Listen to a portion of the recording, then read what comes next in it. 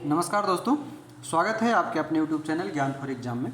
आप लोगों के लिए जो बीपीएससी और ग्रुप डी एग्ज़ाम को देखते हुए एग्ज़ाम का बूस्टर डोज एक हमने लूसेंट सामान्य ज्ञान का चलाया था, उसी सीरीज में जो बायोलॉजी है उसका आज ये तीसरा पार्ट होगा। ठीक है, 2 वीडियो ऑलरेडी अपलोड किए गए हैं और वो बेहतरीन ढंग से समझते और समझाते हुए किया गया। फिर भी बहुत सारे लोगों का कमेंट आया कि क्या बकवास है, ऐसा वैसा। तो देखिए, जिनको नहीं पसंद पड़ता है वो बिल्कुल नहीं देखें। आप 1 मिनट का वीडियो देखते हैं और 1 मिनट में आप डिसाइड कर देते हैं कि क्या बकवास है, पहली बात। दूसरी बात कि आपके जो हम बुक पढ़ा रहे हैं वो वही बुक रहेगा। अब इसमें हम क्या ऐड कर सकते बताइए। आप कोई पर्सनल क्लास कर नहीं रहे कि आपको हम एक्स्ट्रा कुछ बताएं। अगर वही एक्स्ट्रा कराना होता तो कोई हम एक्स्ट्रा ही वीडियो लेकर के आते। हम बुक लेकर के तो आते नहीं, फास्ट रिवीजन हम आपको करवा रहे हैं तो बुक का ही रहेगा। फिर भी जहाँ संभव होता है वहाँ पर हम एक्स्ट्रा समझाते हैं, बताते हैं। ठीक है, जो लोग अभी ऑनलाइन हमसे क्लास कर रहे हैं डायरेक्टली, उनको पता है कि वो कैसे क्लास कर रहे हैं। आपको सिर्फ वीडियो रिकॉर्डेड मिल रहा है इसलिए, क्योंकि हम हर बात आपको वीडियो में रिकॉर्ड करके नहीं दे सकते। जो कुछ पर्सनल है वो पेड क्लास में जो है उनको पर्सनल मिल जाता है, ठीक ना। फिर भी आप लोग पूरा वीडियो 15 मिनट 20 मिनट देखा कीजिए, उसके बाद गेस कीजिए और उसके बाद कोई कमेंट कीजिए कि हाँ सही है या गलत है। आप 1-2 मिनट देखते हैं, 1-2 मिनट शुरू में इंट्रोडक्शन ही रह जाता है, वो देखते भी नहीं और पूरा कहते हैं कि क्या बकवास है ये वो। आपको बकवास लगता है, आपको कहीं और पसंद है या खुद पढ़ सकते हैं, आप पढ़िए, आपकी ज़रूरत यहाँ पर नहीं है।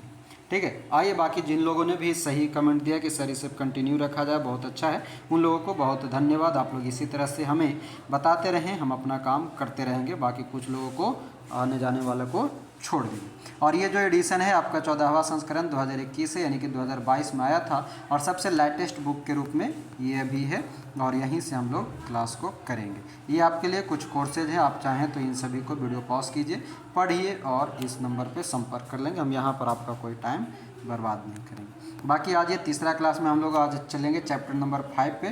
तो चलिए चलते हैं चैप्टर नंबर 5 जो क्या है देखते हैं।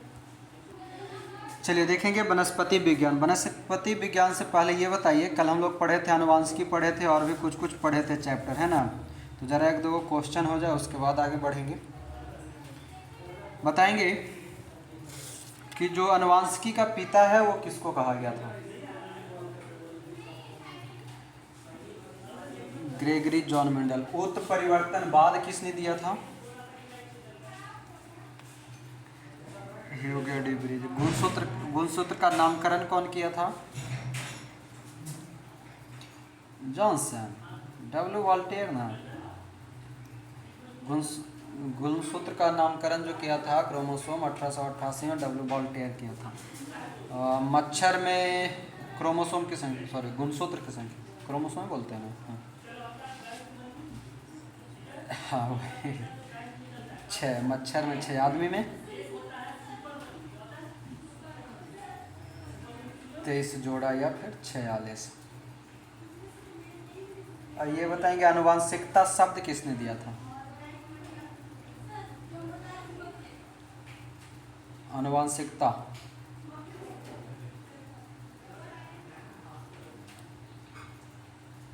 William Watson.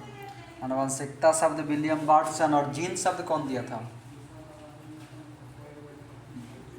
विल्हेल्म जोहानसन ने दिया था। ठीक है, चलिए फिनोटाइप पढ़ाए थे कल। फिनोटाइप क्या था, क्या होता है, समझाए भी थे।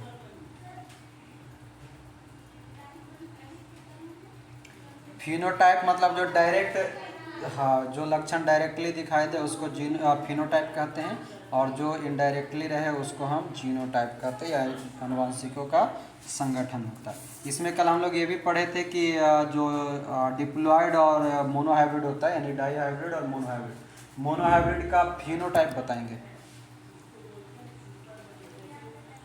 मोनोहाइब्रिड का फिनोटाइप 3:1 और जीनोटाइप 1:1। डाईहाइब्रिड का खाली फिनोटाइप बताइए। 93:31 9:3:3:1। ठीक है, चलिए तो ये हम लोग चौथा नंबर चैप्टर तक पूरा कर लिए थे। एक और बताइए, हम लोग कल पढ़े थे कि जो बच्चों का संतान का जो लिंग निर्धारित होता है किसके आधार पर, किसके क्रोमोसोम से निर्धारित होता है। मेल के क्रोमोसोम से निर्धारित होता है। ठीक है, मेल से निर्धारित होता है। आ गया ये। चलिए देखेंगे वनस्पति विज्ञान। वनस्पति विज्ञान में जो चैप्टर नंबर 5 है, इससे पहले 4 चैप्टर अपलोड हम लोग कर चुके हैं, पढ़ चुके हैं। तो जिनका भी क्लास छोटा होगा पिछला देख लेंगे, वीडियो में भी है आप लोगों का। आगे देखिए, कहता है वनस्पति विज्ञान के अंतर्गत कि विभिन्न प्रकार के पेड़ पौधे तथा उनके क्रियाकलापों के अध्ययन को ही वनस्पति विज्ञान, यानी कि आपको मुख्यतः बोटनी याद रखना होगा। जब आपसे एग्जाम पूछता है, क्वेश्चन देता है, तो बोटनी लिखा हुआ मिलेगा, वनस्पति विज्ञान, और कहेगा इसमें किसका अध्ययन करते, तो पेड़ पौधे का अध्ययन करते हैं। यहाँ पर दिया है कि थियोफ्रेस्टस को वनस्पति विज्ञान का जनक कहा जाता है, तो वो याद रख लीजिएगा। वनस्पति विज्ञान के जनक के नाम से थियोफ्रेस्टस को जाना जाता है। हम लोग पिछले क्लास में कुछ पढ़े थे कि आधुनिक वर्गीकरण का पिता किसको कहता है, जल्दी से बताइएगा। कार्ल लिनियस को आधुनिक वर्गीकरण का पिता कहते हैं। और विज्ञान का जनक किसको कहते हैं, अरस्तु को कहते हैं। चलो ठीक है, अब आइए देखिए नीचे क्या कहता है, पादपों का वर्गीकरण। और ये पादपों का वर्गीकरण जो है किसने किया था, एकलर ने किया। एकलर ने कब किया, 1883 में किया। ठीक है, एकलर के अनुसार जो वनस्पति जगत है उसको निम्न प्रकार से बांटा गया, जिसमें पहला 2 होता है, क्रिप्टोगैमस और फैनरोगैमस। क्रिप्टोगैमस यानी कि आप पुष्पोद्भिद, और दूसरा है पुष्पोद्भिद। जो क्रिप्टोगैमस है इसको भी 3 भाग में बांटते हैं, थैलोफाइटा, ब्रायोफाइटा और टेरिडोफाइटा। यहीं से आपको 3 वो ये प्रश्न मिलेगा अभी, थैलोफाइटा, ब्रायोफाइटा और टेरिडोफाइटा, यहाँ से। और जब हम थैलोफाइटा को भी जब बांटते हैं तो शैवाल, कवक और जीवाणु के रूप में बांटते हैं। किसको, शैवाल, कवक और जीवाणु को थैलोफाइटा के रूप में बांटते हैं। जब पुष्पोभिद की ओर आते हैं तो यहाँ पर 2 तरह से बटेगा, जिम्नोस्पर्म और एंजियोस्पर्म, यानी कि नग्न बीजी और आवृत बीजी। और जो एंजियोस्पर्म होता है इसको भी 2 भाग में बांट देते हैं, मोनोकॉट और डाइकॉट, एक बीजपत्री और द्विबीजपत्री के रूप में। एक एक करके यहाँ पर समझने वाला चीज़ है। ऐसे तो ये पढ़ने के लिए थोड़ा शांति से पढ़ने वाला चीज़ है ना, समझ के पढ़ने वाला है, मगर चलिए प्रयास करेंगे हम। आइए देखिए, सबसे पहला जो है हमारा जो है पुष्पोद्भिद यानी भिद जो है, यानी कि पौधा, जो क्रिप्टोगैमस के नाम से जाना जाता है। क्रिप्टोगैमस के अंतर्गत होता क्या है कि इस वर्ग के पौधे में पुष्प तथा बीज नहीं होते डायरेक्टली, ये सब पॉइंट याद रखिएगा। आप पुष्पोद्भिद पौधा में पुष्प और बीज नहीं होता, और ये निम्न समूह में बांटा गया है। वो समूह जो है, ये तीनों समूह हमारे लिए इंपॉर्टेंट रहेगा। सबसे पहला थैलोफाइटा। थैलोफाइटा जो है, यहाँ से देखिएगा आपका 1 लाइनर क्वेश्चन बहुत सारा निकलेगा, और वही सब याद रखना, ज़्यादा पीएचडी करके दिमाग नहीं लगाइएगा, ठीक है। बाकी पीएचडी करेला रहेगा तो कभी साइंस का स्पेशल बैच फिर शुरू करेंगे, तब उसमें करवा देंगे। आइए देखते हैं, कहता है थैलोफाइटा। थैलोफाइटा कहता है कि वनस्पति जगत का सबसे बड़ा समूह है, 1 नंबर। इस समूह के पौधे का शरीर सूखा यानी कि थैलस होता है, अर्थात पौधे जड़, तना एवं पत्ती आदि में विभक्त नहीं होता है। जब हम शाम वाला क्लास जब हम लोग कर रहे होंगे 6 बजे वाला, उसमें भी ये सब के बारे में हल्का फुल्का बीच बीच में चर्चा होते रहता है ना। तो पौधा जो है जड़, तना एवं पत्ती आदि में विभक्त नहीं होता, उसको थैलोफाइटा कहते हैं। और साथ ही साथ थैलोफाइटा के अंतर्गत संवहन उत्तक भी नहीं होता। संवहन उत्तक हम किसको कहते हैं, जो हमारा ये क्या नाम है, ढोने वाला जो काम करता है, जाइलम फ्लोएम, ये सब उसके अंतर्गत। अब आइए, थैलोफाइटा को भी हम लोग कितने भाग में बांट रहे थे, 3 भाग में, शैवाल, कवक और जीवाणु, यानी कि अलगी, फंगी और बैक्टीरिया। अब समझिएगा, अलगी यानी कि शैवाल को क्या कहते हैं, शैवाल के अध्ययन को फाइकोलॉजी कहते हैं, ठीक है, सबको पता है।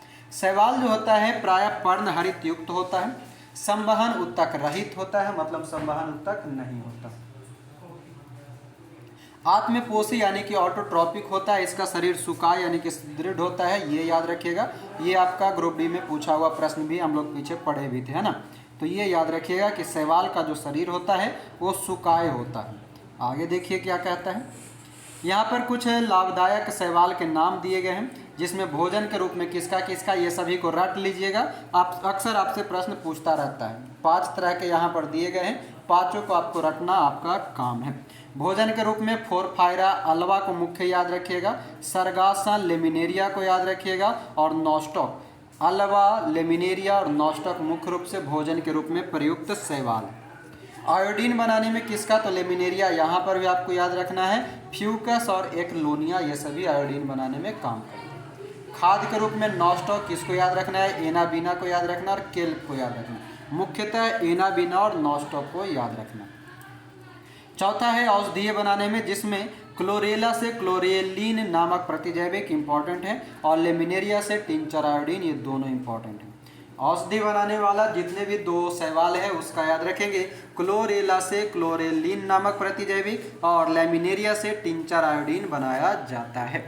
पांचवा है अनुसंधान कार्य में क्लोरेला एसिटेबुलेरिया और बेलोनिया। क्लोरेला एसिटेबुलेरिया और बेलोनिया ये सभी अनुसंधान कार्य में काम करता है। एक बार दो बार इसको पढ़िएगा, याद रहेगा।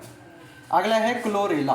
क्लोरेला क्या है? तो क्लोरेला नाम का सवाल जो है अंतरिक्ष यान के केबिन के हौज में उड़ाकर अंतरिक्ष यात्री को प्रोटीन युक्त भोजन, जल और ऑक्सीजन प्राप्त होता है। ये आपको डायरेक्टली याद रख लेना है। क्लोरेला को किसमें? अंतरिक्ष यात्री के लिए प्रयोग किया जाता है या उसके द्वारा किया जाता है। आइए अगला है कवक। कवक यानी कि फंगी। फंगी यानी कि कवक के अध्ययन को हम क्या कहते हैं? माइकोलॉजी कहते हैं, जबकि शैवाल के अध्ययन को क्या कहते हैं? फाइकोलॉजी कहते हैं। कवक कहता है कि कवक पर्णहरित रहित मतलब कि क्लोरोफिल वाला, रहित मतलब क्या? कटकोट नहीं। संकेंद्रीय संवहन, उत्तक रहित और थैलोफाइटा मशरूम कवक है। कवक को क्या कहते हैं? तो एक मशरूम जो है वो कवक होता है। कवक में संचित भोजन ग्लाइकोजन के रूप में रहता है। इंपॉर्टेंट है, याद रखेंगे। कवक की कोशिका भित्ति जो होती है काइटिन की बनी होती है, याद रखेंगे। सैक्रोमाइसेज नामक कवक डबल रोटी के निर्माण में प्रयोग होता है, याद रखेंगे। कवक पौधे में गंभीर रोग उत्पन्न करते हैं। सबसे अधिक हानि रस्ट और स्मट से होती है। पौधे में कवक के द्वारा होने वाला प्रमुख रोग निम्न है। नीचे में कुछ प्रमुख रोग का नाम दिया है, वो सब पढ़ेंगे तो याद रहेगा। कहता है सरसों का सफ़ेद रस्ट, गेहूं का ढीला स्मट, गेहूं का किट्टू रोग, आलू की अंगमारी, गन्ने का लाल अपक्षय, मूंगफली का टिक्का रोग, आलू का क्या है? आलू का मस्सा रोग, धान की भूरी अर्ध चित्ती, आलू का पछेला अंगमारी और पंकुरों का डैटू। इसमें हम कुछ नहीं कर सकते कि यहाँ कुछ समझना या समझाना है, आपको खुद से पढ़ करके याद करना होगा, तो उसको याद रखिएगा, ठीक है। बाकी लोग कहते हैं कि खुद इसको आप पढ़ देते, तो ये पढ़ने वाला ही है, इसमें हम कुछ नहीं कर सकते, इसलिए आपको खुद याद करना होगा। वीडियो पॉज कीजिए और पढ़िए। आगे देखेंगे क्या कहता है। नोट में है कि एल्फा नामक विष कवक से बनते हैं, ये याद रखिएगा। एल्फा नामक विष जो है वो किससे बनता है? कवक से बनता है। ये इतना कवक के अंतर्गत जो आपको याद रखने वाली चीज़ था, कवक का अध्ययन। कवक के अंतर्गत मशरूम एक कवक है। कवक में संचित भोजन ग्लाइकोजन के रूप में, कवक की कोशिका भित्ति काइटिन की, डबल रोटी में सैक्रोमाइसेज, उसके द्वारा होने वाले सभी रोग, और एल्फा नामक बीज जो है कवक द्वारा बनता है। लाइकेन में आइए, ये सभी हम किसका पार्ट पढ़ रहे हैं? जल्दी से बताइए तो। लाइकेन, कवक, शैवाल, ये सभी किसका पार्ट है? थैलोफाइटा, यानी कि क्रिप्टोगैमस के थैलोफाइटा जो है उसके अंतर्गत 3 प्रकार हमने जाना, शैवाल, कवक और जीवाणु, तो उन्हीं के अंतर्गत हम लोग पढ़ रहे थे। अब है लाइकेन। अब लाइकेन में आइए। लाइकेन कहता है कि लाइकेन यह कवक और शैवाल के दोनों से मिलकर बनता है। अक्सर आप पढ़े होंगे, सुने भी होंगे। इसमें कवक तथा शैवाल का संबंध परस्पर सहजीवी होता है, यानी कि सिम्बायोटिक होता है। कवक जो है जल, खनिज, लवण, विटामिन आदि शैवाल को देता है, और शैवाल प्रकाश संश्लेषण की क्रिया द्वारा कार्बोहाइड्रेट का निर्माण कर कवक को देता है। ध्यान देंगे, इसकी प्रक्रिया समझेंगे। कहता है कि कवक जो है जल, खनिज, लवण, विटामिन आदि शैवाल को देता है, और शैवाल जो है प्रकाश संश्लेषण की क्रिया द्वारा कार्बोहाइड्रेट कवक को देता है, यानी कि एक दूसरे के ऊपर सहजीवी के रूप में दोनों काम करता है। सहजीवी मतलब साथ साथ, हम भी खाएंगे तू भी खाएगा, ठीक है, उसको कहते हैं सहजीवी। तो कवक का काम है खनिज, लवण ये सभी लाना, और शैवाल का काम है कार्बोहाइड्रेट का निर्माण करके देना। और कवक एवं शैवाल के बीच इस तरह के सहजीवी संबंध को हेलोटिज्म कहते हैं। क्या कहेंगे? कवक और शैवाल के मिलकर के लाइकेन बनता है, मगर उसके संबंध को हम क्या कहते हैं? हेलोटिज्म कहते हैं।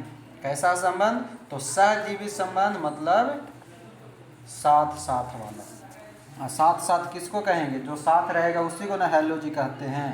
तो हेलोजी किसका? कवक और शैवाल का, हेलोटिज्म। आगे आइए। कहता है लाइकेन शब्द का प्रयोग ग्रीक दार्शनिक थियोफ्रेस्टस ने किया था, याद रख लीजिएगा। लाइकेन का अध्ययन लाइकेनोलॉजी कहलाता है, ये याद रख लीजिएगा। जल्दी से बताइए कि भारत में वो लाइकेन पार्क खुला था कोई राज्य में, बताइए तो, पेरेंट्स का प्रश्न। उत्तराखंड में खुला था लाइकेन पार्क, हाँ। अब आइए, कहता है कि लाइकेन एवं संरचना के आधार पर आकार एवं संरचना के आधार पर लाइकेन को भी 3 भाग में बांटते हैं। वो 3 भाग कौन कौन सा है? तो पहला कहता है क्रस्टोस, फोलियोज और फ्रूटिकोज। यानी कि अब आपको ध्यान रखना होगा कि ये सभी किसका प्रकार है। ऐसा जैसे कि माल्टोज, सुक्रोज, ऐसा कुछ पढ़ते हैं हम लोग, है ना। तो वहीं से अगर कुछ रिलेट करके दे दे कि इनमें से कौन एक भिन्न है, तो यहाँ पर ध्यान रखिएगा क्रस्टोज, फोलियोज और फ्रूटिकोज, ये सभी लाइकेन के प्रकार। लाइकेन में प्रजनन 3 प्रकार का होता है, बहुत ही इंपॉर्टेंट है, याद रखेंगे। लाइकेन में प्रजनन 3 प्रकार का, कायिक भी होगा, लैंगिक भी होगा, अलैंगिक भी होगा। तीनों 3 प्रकार है और तीनों 3 तरह से प्रजनन क्रिया करता है, मगर तीनों जो है इसमें लाइकेन में पाया जाता है। ये अगला लाइन बहुत ही इंपॉर्टेंट है कि लाइकेन जो है वायु प्रदूषण के संकेतक होता है। जहाँ वायु प्रदूषण अधिक होता है वहाँ पर लाइकेन नहीं उगता। यानी कि लाइकेन जो है जहाँ शुद्ध वायु होता है वहाँ पर उगेगा। यानी कि लाइकेन वायु की प्रदूषकता को बताने का काम करता है। SO2 प्रदूषण का सर्वोत्तम सूचक है। SO2 यानी कि सल्फर डाइऑक्साइड जो है ये प्रदूषण की सर्वोत्तम सूचक है। पेड़ों की छाल पर उगने वाले लाइकेन को कोर्टिकोल्स, यहाँ ध्यान दीजिएगा, 1-2 प्रश्न यहाँ से बनेगा। पेड़ की छाल पर उगेगा उसको कोर्टिकोल्स, खाली चट्टान पर उगेगा उसको सेक्सिकोल्स। ये 2 याद रखिएगा, कोर्टिकोल और सेक्सिकोल। लाइकेन जो है मृदा निर्माण की प्रक्रिया में सहायक होता है। आर्चिल, लेकनोरा जैसे लाइकेन से नीला रंग प्राप्त होता है। अब ध्यान देंगे, आर्चिल और लेकनोरा जो है ये लाइकेन से नीला रंग प्राप्त होता है, पॉइंट याद रखेंगे। प्रयोगशाला में प्रयोग होने वाला लिटमस पेपर रोसेला नामक लाइकेन से प्राप्त होता है, डायरेक्टली याद रखेंगे। सब लाइन में, एक लाइन में हर एक तरह के क्वेश्चन है।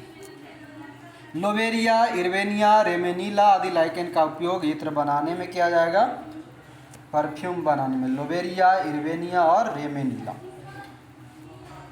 परमेलिया सेक्सटिलिस का उपयोग मिर्गी की दवा, जिनका मिर्गी आएगा उनके लिए कौन सा? परमेलिया सेक्सटिलिस, नाम याद रख लीजिएगा। कभी अगर दिमाग घूमेगा उसको मिर्गी आएगा एग्जामिनर को तो दे दे, क्वेश्चन सेटर को, ठीक है। तो परमेलिया सेक्सटिलिस। आइए आगे कहता है असनिया। असनिया नामक लाइकेन से प्रतिजैविक असनिक अम्ल बनता है। असनिक अम्ल किससे बनेगा? तो असनिया लाइकेन से बनेगा। डायरिया, हाइड्रोफोबिया, पीलिया, काली खांसी आदि रोगों में उपयोगी कई प्रकार की औषधियाँ लाइकेन से बनाई जाती है।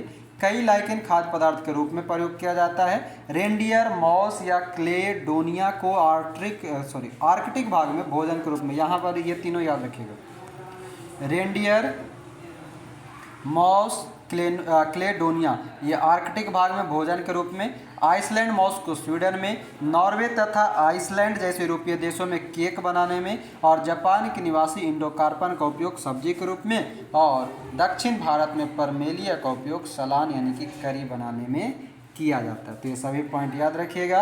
रेनडियर, मॉस और क्लेडोनिया आर्कटिक में, आइसलैंड मॉस स्वीडन में, नॉर्वे, आइसलैंड और यूरोपीय देश में केक बनाने में, जापान में इंडोकार्पन के रूप में, और भारत में परमेलिया यानी कि सालन के रूप में। आइए अगला आता है जीवाणु यानी कि बैक्टीरिया। जीवाणु यानी कि बैक्टीरिया कह रहा है कि इसकी खोज 1683 ईस्वी में हॉलैंड के एंटोनी वॉन ल्यूएनहॉक ने किया था। ये कहीं कहीं पर ए ल्यूएनहॉक लिखा हुआ मिलेगा, पर जीवाणु की खोज ल्यूएनहॉक ने किया था। जीवाणु विज्ञान का पिता भी ल्यूएनहॉक को कहेंगे, डायरेक्टली याद रखिएगा। एहरेनबर्ग 1829 में जीवाणु का नाम दिया। अब ध्यान देंगे, जीवाणु के खोजकर्ता ल्यूएनहॉक, जबकि एहरेनबर्ग जो है जीवाणु का नाम जीवाणु दिया, यानी बैक्टीरिया नाम दिया। 1943 से 1910 में रॉबर्ट कोच ने कॉलरा तथा तपेदिक मतलब टीबी के जीवाणुओं की खोज की तथा रोग का जन्म सिद्धांत बताया। ये अक्सर पूछा जाता है। कोच मतलब कि जो कॉलरा, यानी कि कॉलरा बोले तो हिंदी में हैजा, तपेदिक बोले तो टीबी, टीबी बोले तो ट्यूबरक्लोसिस, ये सभी के जो जीवाणु है उसका खोज कौन किया था? तो रॉबर्ट कोच ने किया था। 1812 से 1892 ईस्वी में लुई पास्चर ने रेबीज का टीका और दूध के पास्चुराइजेशन की खोज की, याद रखेंगे। दोनों लाइन ऊपर वाला कंटिन्यूसली याद रखेंगे। अब अगला जो है कि आकृति के आधार पर जीवाणु कई प्रकार के होते हैं। ऐसे ही किसी प्रकार का कोई काम का नहीं है। जो छड़ वाला है वो छड़ जैसा होगा, जो गोलाकार है वो गोलाकार होगा, जो कि सबसे छोटा जीवाणु होता है। गोलाकार वाला याद रखिएगा, खाली कोकस कहलाता है, सबसे छोटा होता है। कौमा आकार का जो होता है विब्रियो वाला, वो विब्रियो कॉलेरी के कारण होगा, यानी कि कॉलरा का। सर्पिलाकार यानी कि स्प्रिंग या स्क्रू के आकार का। आगे कहता है दूध को अधिक दिनों तक सुरक्षित रखने के लिए इसका पास्चुराइजेशन किया जाता है, और इसके लिए दो विधि ये दोनों विधि याद रखिएगा, प्रश्न पूछा हुआ है यहाँ से। पहला देखिए, पहला जो होता है वो होता है LTH मेथड, यानी कि लो टेम्परेचर होल्डिंग मेथड, जिसके अंतर्गत पॉस्चराइजेशन प्रक्रिया में दूध को 62.8 डिग्री, ये वाला प्रश्न डायरेक्टली पूछा है, ठीक ना, दूध को कितना डिग्री पर कितना देर तक, तो 62.8 डिग्री सेल्सियस 30 मिनट रखते हैं, कितना, लगभग आधा घंटा। जबकि दूसरा जो है हाई टेम्परेचर वाला HTST, इसमें दूध को 71.7 पर, कितना, 71.7 डिग्री सेल्सियस पर रख देंगे 15 मिनट के लिए, सॉरी 15 सेकंड के लिए, कितना, 15 सेकंड के लिए। यानी कि अगर आराम से करना है तो 62.8 डिग्री पर कर दो आधा घंटा, और 71.7 डिग्री पर कर देते तो मात्र 15 सेकंड में वो पास्चुराइज हो जाता है। तो दोनों प्रक्रिया याद रखिएगा। कभी हो सकता है हमें एग्जाम में दोनों तरह के ऑप्शन दे दे, कहेगा यहू पसंद कर ले, यहू पसंद कर ले, तो मार दे चौथा ऑप्शन, या फिर BPSC के अनुसार पांचवा ऑप्शन। अगर ये नहीं रहेगा, ज़्यादातर ये वाला पूछता है 62.8 वाला, तो वो याद रखिएगा मुख्य रूप से। मगर तीसरा भी याद रखिएगा, high temperature short time method, HTST बोला जाता है। कहता है एनाबीना तथा नॉस्टॉक नाम का साइनोबैक्टीरिया वायुमंडल की N2 को स्थिरीकरण करता है। बहुत ही बढ़िया प्रश्न है। नाइट्रोजन स्थिरीकरण के लिए कौन प्रयोग होता है, तो एनाबीना और नॉस्टॉक, जो कि क्या है, एक प्रकार का साइनोबैक्टीरिया है। यहाँ बॉक्स में देख लेंगे विषाणु के बारे में कुछ दिया हुआ है, उसको पढ़ लेते हैं। कहते हैं कि विषाणु की खोज रूस के वैज्ञानिक इवानोवस्की ने 1892 में की। तंबाकू के मोज़ेक रोग पर खोज के समय इसकी प्रकृति सजीव और निर्जीव दोनों प्रकार की होती है। मतलब कि जो विषाणु है उसका प्रयोग जो है, विषाणु मतलब वायरस मतलब जो ये सजीव और निर्जीव दोनों पर होता है। इसी कारण इन्हें सजीव और निर्जीव की कड़ी भी कहा जाता है। सजीव और निर्जीव को जोड़ने वाला जो है वो कौन है, विषाणु। आगे कहता है कि विषाणु के निर्जीव होने के लक्षण तो क्या है, तो यह कोसे रूप में नहीं होते, इसको क्रिस्टल बनाकर निर्जीव पदार्थ की भांति बोतलों में भरकर वर्षों तक रखा जा सकता है। विषाणु को हम बोतल में रख सकते हैं। सजीव के लक्षण क्या है, तो इनके न्यूक्लिक अम्ल द्विगुणित यानी कि डिप्लॉयड हो जाते हैं। किसी जीवित कोशिका में पहुंचते ही ये सक्रिय हो जाता है और एंजाइम का संश्लेषण करने लगता है। ध्यान देंगे, विषाणु कहता है कि एंजाइम का संश्लेषण करता है, पॉइंट बढ़िया है। विषाणु जो है एंजाइम का संश्लेषण करने लगता है, और कब, जब वो जीवित कोशिका पर जाता है। तो नॉर्मली ऐसे वो मृत प्रतीत होगा, मगर जब जीवित कोशिका पर जाता है तो पुनः जीवित हो जाता है और एंजाइमों का संश्लेषण करने लगता है। परपोषी प्रकृति के अनुसार विषाणु 3 प्रकार के, ठीक है, पादप विषाणु, जंतु विषाणु और बैक्टीरियोफेज यानी कि जीवाणुभोजी। पादप विषाणु कहता है कि इसका न्यूक्लिक अम्ल RNA होता है। पादप विषाणु का न्यूक्लिक अम्ल RNA। जंतु विज्ञान में DNA और RNA दोनों, यानी कि जंतु विज्ञान में DNA या कभी कभी RNA भी पाया जाता है। तो दोनों याद रखेंगे, पादप यानी पौधा में सिर्फ rRNA और जंतु में सिर्फ DNA और RNA। तीसरा कहता है बैक्टीरियोफेज यानी कि जीवाणुभोजी। ये केवल जीवाणुओं पर आश्रित रहते हैं, ये जीवाणुओं को मार डालते हैं, ये DNA इसमें पाया जाता है, जैसे T2 फैज। T2 फैज क्या है, तो बैक्टीरियोफेज यानी कि जीवाणुभोजी है। इंपॉर्टेंट पॉइंट इसमें यह है कि ये केवल जीवाणुओं पर यानी कि बैक्टीरिया पर रहता है, इसलिए इसको बैक्टीरियोफेज कहा जाता है। और इनमें क्या पाया जाएगा, तो DNA पाया जाता है। नोट में लिखा है कि जिस विषाणु में RNA आनुवंशिक पदार्थ होता है उसे रेट्रो विषाणु कहते हैं। पॉइंट बढ़िया है, याद रखेंगे। जिस विषाणु में RNA आनुवंशिक पदार्थ के रूप में काम करेगा उसको रेट्रो विषाणु के नाम से जाना जाता है।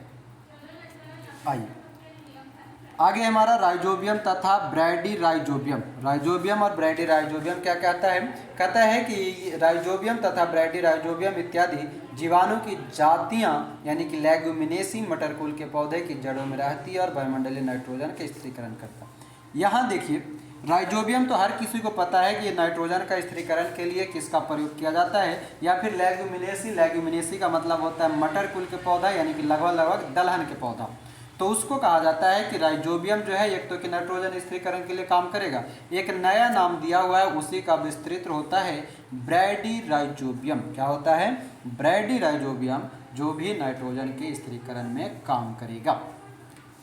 एजोटोबैक्टर, एजोस्पाइरिलम, क्लोस्ट्रीडियम जीवाणु की कुछ जातियां स्वतंत्र रूप से मिट्टी में निवास करती है व मिट्टी के कणों के बीच वायु के नाइट्रोजन का स्थिरीकरण करती है। क्या कह रहा है? एजोटोबैक्टर, एजोस्पाइरिलम तथा क्लोस्ट्रीडियम जीवाणु की कुछ जातियां स्वतंत्र रूप से मिट्टी में निवास करेगा, मिट्टी के कण के बीच स्थित वायु के नाइट्रोजन का स्थिरीकरण करता है। यानी कि राइजोबियम पौधों में कर रहा है, मिट्टी में करने के लिए कौन है? तो एजोटोबैक्टर, एजोस्पाइरिलम और क्लोस्ट्रीडियम। चर्म रोग में चमड़े से बालों और वसा हटाने का कार्य जीवाणुओं से होता है और इसे चमड़ा कमाना, टैनिंग, इसका इंग्लिश वर्ड याद रखिएगा, ठीक है। चर्म उद्योग में चमड़े से बाल और वसा हटाने का जो काम होता है जीवाणु द्वारा होता है और इसको क्या कहा जाता है? टैनिंग कहा जाता है। ये टैनिंग हिंदी में भी लिखा हुआ रहेगा, सबका नहीं, वो लिखा हुआ रहेगा टैनिंग। टैनिंग प्रक्रिया क्या होती है? तो चमड़ों से बाल हटाने की क्रिया टैनिंग कहलाता है। अचार, मुरब्बा, शरबत को शक्कर की गाढ़ी चाशनी से में या अधिक नमक में रखते ताकि जीवाणुओं का संक्रमण होते ही जीवाणुओं का जीव जो है द्रव्य कुंचन यानी कि क्या है, प्लाज्मोलाइज हो जाता है तथा जीवाणु नष्ट हो जाते हैं। इसलिए अचार मुरब्बे बहुत अधिक दिनों तक खराब नहीं होते। शीत संग्रहार यानी कि कोल्ड स्टोरेज में न्यूनतम या टेम्परेचर इसका याद रखिएगा -10 डिग्री से -18 डिग्री सेल्सियस तक संचय करते हैं। ये सभी के सभी जो था अभी हम पढ़े वो हमारा किसके अंतर्गत था? तो थैलोफाइटा का पार्ट था, पादप जगत के अंतर्गत थैलोफाइटा को पढ़े। अब आता है ब्रायोफाइटा। ब्रायोफाइटा की बात करें तो ध्यान दीजिएगा, यह सबसे सरल स्थलीय पौधे का समूह है। सबसे सरल स्थलीय पौधे का समूह जो है वो है हमारा ब्रायोफाइटा, जबकि अभी हम लोगों ने पढ़ा था थैलोफाइटा में कि यह वनस्पति जगत का सबसे बड़ा समूह होता है, ठीक है।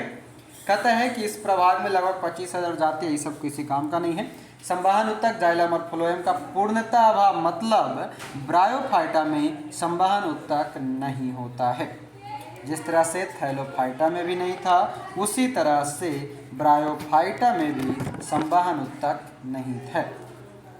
इस समुदाय को वनस्पति जगत का एम्फीबिया वर्ग, एम्फीबिया मतलब उभयचर, क्या कहते हैं? उभयचर मतलब जल और स्थल दोनों जगह पे रहे, वही ना एम्फीबिया मतलब, वही ना, हाँ चलिए ठीक है। एम्फीबिया मतलब उभयचर। तो कह रहे हैं कि इस समुदाय को वनस्पति जगत का एम्फीबिया वर्ग भी कहा जाता है। ध्यान देंगे तो एम्फीबिया वर्ग हो गया ब्रायोफाइटा और उधर हो गया था हमारा थैलोफाइटा, वनस्पति जगत का सबसे बड़ा समूह जिसको शैवाल के अंतर्गत भी कहा जाता है। तो रिलेट करते चलिएगा। आगे कहता है कि इस समुदाय के पौधे मृदा अपरदन को रोकने में सहायता करता है। ब्रायोफाइटा क्या करता है? मिट्टी को कटने से रोकता है। अस्फेगनम, अस्फेगनम क्या है? तो अस्फेगनम नामक मॉस अपने स्वयं के भार से 18 गुना अधिक पानी सोखने की क्षमता रखता है। नाम बड़े पर दर्शन छोटे के ये उल्टा है, ठीक है। जितना छोटा उसके 18 गुना वो पानी को सोख सकता है। कहता है इसलिए माली इसका उपयोग पौधों को एक स्थान से दूसरे स्थान पर, हाँ देखेंगे क्या कह रहा था कि इसलिए माली जो है इसका उपयोग पौधे को एक स्थान से दूसरे स्थान पर ले जाते हैं समय सूखने से बचाने के लिए। क्या कहता है कि माली इसका उपयोग पौधे को एक स्थान से दूसरे स्थान पर ले जाते हैं समय सूखने से बचाने के लिए। सेंटेंस अधूरा सा लगा, बाकी चलिए आगे। कहता है कि अस्फेगनम मॉस का प्रयोग ईंधन के रूप में किया जाता है। अस्फेगनम मॉस का प्रयोग एंटीसेप्टिक पॉइंट याद रखिएगा कि अस्फेगनम मॉस जो है इसका प्रयोग कहाँ किया जाता है? तो एंटीसेप्टिक में किया जाता है ब्रायोफाइटा के रूप में। आगे ये टेरिडोफाइटा। टेरिडोफाइटा क्या कहता है कि इस समूह के पौधे नमी, छायादार स्थान, जंगल एवं पहाड़ों अधिकता में पाई जाती है। पौधों का शरीर जो है जड़, तना, शाखा और पत्ती में विभेदित होता है, यानी कि एक तरह से कह सकते हैं टेरिडोफाइटा जो है पूर्ण पौधा होता है और तना साधारणतः राइजोम के रूप में रहता है। पौधे बीजाणुजनक होते हैं, जनन की क्रिया बीजाणु के द्वारा होगा। किसमें? टेरिडोफाइटा में। टेरिडोफाइटा में जनन की क्रिया बीजाणु के द्वारा होगा। इस समुदाय के पौधे में संवहन उत्तक पूर्ण विकसित होगा, परंतु जाइलम में बेसल, फ्लोएम और सह कोशिका नहीं होता। बड़ा खतरनाक है, ठीक है। ये जो लाइन है बड़ा खतरनाक लाइन है और हमेशा याद रखिएगा, याद रखने का प्रयास कीजिएगा। काहे कि यहाँ से प्रश्न आपसे पूछता है, ये तीन नाम रहेगा आपका, वेसल्स, फ्लोएम और कंपेनियन सेल यानी कि सहकोशिका। एक अन्य नाम दे देगा और बोलेगा कि टेरिडोफाइटा, या फिर कह देगा पूर्ण विकसित पौधों में निम्न में से कौन नहीं होता है, ठीक है। तो ये तीन नाम याद रखेगा और ये हाल फिलहाल में कहीं पर हम किसी क्वेश्चन में देखे हुए, ठीक है। बेसेल, फ्लोएम और सहकोशिकाएं जो है कंपेनियन सेल्स, ये तीन जो है कहाँ, तो टेरिडोफाइटा में नहीं होता है। यानी कि टेरिडोफाइटा एक तरह से हम कहें तो पूर्ण विकसित पौधा के रूप में इसको हम कह सकते हैं। तो ये हो गया हमारा टेरिडोफाइटा, यानी कि क्रिप्टोगैमस के अंतर्गत थाइलोफाइटा, ब्रायोफाइटा, टेरिडोफाइटा। थाइलोफाइटा के अंतर्गत हम लोगों ने शैवाल, कवक और जीवाणु यानी कि बैक्टीरिया को पढ़ा। अब अगला ये यानी कि क्रिप्टोगैमस, अब पुष्पोद्भिद को हम लोगों ने पढ़ लिया। दूसरा है फैनरोगैमस। फैनरोगैमस को पढ़ते हैं, क्या कहता है, पुष्पोद्भिद या फूल वाला पौधा। सीधा सा क्या मतलब है, फैनरोगैमस का मतलब है फूल वाला पौधा। यानी कि इस समूह के पौधे पूर्ण विकसित होंगे। इस समूह के सभी पौधों में फूल, फल, बीज होंगे। इस समूह के पौधों को भी दो भागों में बांटा गया। कौन कौन सा, एक जिम्नोस्पर्म और एक एंजियोस्पर्म। जिम्नोस्पर्म जिसे हम नग्न बीजी कहते हैं और एंजियोस्पर्म जिसे हम आवृत बीजी कहते हैं। आइए एक एक करके समझने का प्रयास करेंगे। क्या कहता है जिम्नोस्पर्म। जिम्नोस्पर्म कहता है कि इनके पौधे वृक्ष, झाड़ी या आरोही रूप में होते हैं। मुख्यतः वृक्ष और झाड़ी याद रखिए, बाकी और कुछ ऐसे याद रखने की जरूरत नहीं है, ठीक ना। बाकी पढ़ देते हैं जो लिखा हुआ है। कहता है पौधे काष्ठीय, बहुवर्षीय और लंबे होते हैं। इनकी मूसला जड़ें पूर्ण विकसित होता है, इसको याद रख सकते हैं। परागण की क्रिया वायु द्वारा होता है, इसको याद रख सकते हैं। ये मरुद्भिद होता है यानी कि जीरोफाइटिक होता है, ये याद रख सकते हैं। और अब वनस्पति जगत का सबसे ऊंचा पौधा सिकोया सेम्परविरेंस इसी के अंतर्गत आता है। बात क्या कह रहा है, वनस्पति जगत यानी कि पादप जगत का सबसे ऊंचा पौधा जो होता है यानी कि सबसे ऊंचाई वाला पौधा सिकोया होता है। सिकोया का ही पूरा नाम क्या है, सिकोया सेम्परविरेंस, ठीक है। और इसकी ऊंचाई लगभग 120 मीटर होता है। इसे कोस्ट रेडवुड ऑफ कैलिफोर्निया कहा जाता है। किसको, सिकोया को। तो ये लाइन पूरा याद रखेंगे। सिकोया जो है नग्न बीजी यानी कि जिम्नोस्पर्म है, वनस्पति जगत का सबसे ऊंचा पौधा है, कोस्ट रेडवुड ऑफ कैलिफोर्निया के नाम से जाना जाता है। और सबसे छोटा नववृत्त बीजी पौधा कौन है, तो जैमिया पिग्मिया है। सबसे छोटा कौन है, जैमिया पिग्मिया। तो डायरेक्टली सब याद रखिए, आपका डायरेक्ट एक एक नंबर के क्वेश्चन पूछते रहता है। आगे है जीवित जीवाश्म। जीवित जीवाश्म साइकस, जिंगो बाइलोबा और मेटासिकोया। जीवित जीवाश्म कौन कौन सा है, साइकस का नाम हमेशा याद रखिएगा, बाकी जिंगो बाइलोबा और मेटासिकोया। जिंगो बाइलोबा को मेडन हेयर ट्री भी कहते हैं। क्या कहते हैं, मेडन हेयर ट्री के नाम से जिंगो बाइलोबा को कहा जाता है। साइकस के बीजांड एवं नर युग्मक पादप जंतु में सबसे बड़े होते हैं। साइकस के बीजांड जो होते हैं यानी कि ओव्यूल्स और एंथ्रोगॉइड्स जो है जो ये पादप जगत में सबसे बड़ा होता है, इस लाइन को याद रखिए। और पाइनस के परागकण इतनी तादाद में होते हैं कि पीले बादल बन जाते हैं, ये वाला लाइन याद रखिए। सल्फर सावर के नाम से इसे जाना जाता है। इसका इंग्लिश वर्ड देखिए क्या है, सल्फर सावर, ठीक है। तो ये सल्फर सावर किसके परागकण के कारण बनता है, तो पाइनस के परागकण के कारण बनता है। अब आइए आगे बढ़ते हैं। जिम्नोस्पर्म का कुछ आर्थिक महत्व भी है, जिनमें पहला है भोजन के रूप में। तो कहता है कि साइकस के तनों में मंड यानी कि स्टार्च निकालकर खाने वाला साबूदाना, जो साबूदाना खाते हैं वो किससे बनता है, जिम्नोस्पर्म से, और साइकस के तना से बनता है। इसलिए साइकस को सागोपॉम कहते हैं। अक्सर पूछा जाता है सागोपॉम यानी कि साबूदाना वाला जो पॉम है वो किसको कहेंगे, तो जिम्नोस्पर्म यानी कि साइकस को कहेंगे। लकड़ी, लकड़ी में चीड़, सिकोया, देवदार, स्प्रूस आदि की लकड़ी से फर्नीचर बनता है। आपसे ये नहीं पूछेगा फर्नीचर बनता है, और ऐसा मतलब नहीं है, पूछेगा कि देवदार जो है जिम्नोस्पर्म है कि एंजियोस्पर्म है, तो वो आपको याद रखना है। जिम्नोस्पर्म के अंतर्गत कि एंजियोस्पर्म, तो देवदार जिम्नोस्पर्म के अंतर्गत, नग्न बीजी के अंतर्गत। बाष्पीय तेल कहता है चीड़ के तेल से तारपीन का तेल, डायरेक्टली याद रखिए, कोई उपाय नहीं है इसका। देवदार की लकड़ी से सेंड्रस का तेल, कोई उपाय नहीं है, याद रखना पड़ेगा। जूनिपेरस की लकड़ी से सेंडस्कास्ट का तेल निकाला जाता है, कोई उपाय नहीं, तीनों याद रखना होगा बाष्पीय तेल का। टेनिन, टेनिन क्या है तो चमड़ा बनाने तथा स्याही बनाने के काम आता है। रेजिन क्या है तो कुछ शंकु पौधे में रेजिन निकाला जाता है जिसका प्रयोग वार्निश, पॉलिश, पेंट आदि बनाने में किया जाता है। किसमें? वार्निश, पेंट, ये सभी बनाने में रेजिन का प्रयोग किया जाएगा। अब आगे आइए, आगे है हमारा आवृतबीजी एंजियोस्पर्म। जरा पीछे थोड़ा सा हम चल रहे हैं, जरा बताइएगा, एक दो क्वेश्चन पूछेंगे, जल्दी से बताएंगे। बताना है मेडन हेयर ट्री किसको कहते हैं, जल्दी से बोलेंगे। जिंगो बाइलो को क्या कहेंगे? मेडन हेयर ट्री कहते हैं। जल्दी बताएंगे कि वनस्पति जगत का सबसे ऊंचा पौधा कौन सा? सिकोया सेम्परविरेंस। और जल्दी से बताएंगे कि वनस्पति जगत का एम्फीबिया वर्ग किसको कहा जाता है?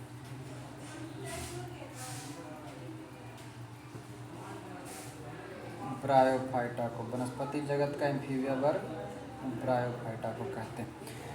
चलिए जल्दी से बताएंगे कि जो तारपीन का तेल है किस पेड़ से निकाला जाता है? चीड़ के पेड़ से, सिनकोना नहीं। हाँ, आगे एक और बता दीजिए कि जिस विषाणु पर आरएनए आनुवंशिक पदार्थ होता है उसको क्या कहते हैं? रेट्रो विषाणु, रेट्रो विषाणु कहते हैं। एक और बताइए, सबसे छोटा नवृतबीजी पौधा?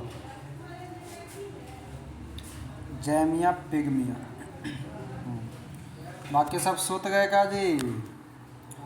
लग रहा है कि नींद में है ना? मार लीजिए नींद। चलिए, जब जब आए झुकनी, आगे क्या है?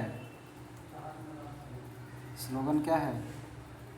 नहीं, जब जब आए झुकनी, आँख में डालो मिचाई के बुकनी। सही है ना? हाँ, आइए। तो नींद भगाना ही है, तो जब जब आए झुकनी, तो नींद भगाना है ना। तो मिचाई के बुकनी झोंकी है, या तो फिर नींद नहीं आएगा या फिर आंखें नहीं रहेगा। सब कहता क्या है कि आँख में नींद आ रहा है, तो आंखें नहीं रहेगा, नींद ना आएगा। अच्छा, चलिए आइए आइए, आवृतबीजी खत्म करते, बाकी आगे का क्लास अगले दिन करेंगे। आवृतबीजी देखेंगे एंजियोस्पर्म। हम लोग अभी पढ़े थे जिम्नोस्पर्म यानी कि नग्नबीजी, उसी प्रकार से एक और होता है आवृतबीजी यानी कि एंजियोस्पर्म। एंजियोस्पर्म कहता है कि इस उपसमूह के पौधे के बीज फल के अंदर होते हैं। पहली बार एंजियोस्पर्म में क्या होगा? बीज जो होता है फल के अंदर होता है। इनके पौधे में जड़, पत्ती, फूल, फल, बीज सभी पूर्ण विकसित होता है। इस उपसमूह में पौधे में बीज पत्र होते हैं। क्या होते हैं? पौधे में के बीज में बीज पत्र होगा। बीज पत्रों की संख्या के आधार पर पौधों को दो वर्गों में विभाजित किया गया है, एक बीजपत्री और द्विबीजपत्री के रूप में। एक बीजपत्री पौधा किसको कहेंगे? तो उन पौधे को कहते हैं जिनके बीज में सिर्फ एक पत्ता हो और इसके कुल का नाम और प्रमुख पौधे के नाम नीचे दिया गया। ये तीनों पॉइंट याद रखिएगा, बड़ा अक्सर पूछा जाता है। पहला लिलिएसी कुल। लिलिएसी के अंतर्गत लहसुन, प्याज। पालमी के अंतर्गत सुपारी, ताड़, नारियल, खजूर, ये सभी। और ग्रामीनेसी के अंतर्गत गेहूँ, मक्का, बांस, गन्ना, चावल, ज्वार, बाजरा, जौ, जई, ये सभी। एक बार दो बार इसको पढ़ लीजिएगा, ठीक है, तभी याद रहेगा। द्विबीजपत्री पौधा किसको कहेंगे? जिसमें कि दो गो बीजपत्र रहेगा वो। इसके अंतर्गत कुछ नाम दिए गए हैं सारणी में, इसको भी आप लोग पढ़ने का प्रयास कीजिएगा, याद कीजिएगा, अक्सर प्रश्न पूछा जाता है। पहला है क्रूसीफेरा। क्रूसीफेरा के अंतर्गत मूली, सलजम और सरसों।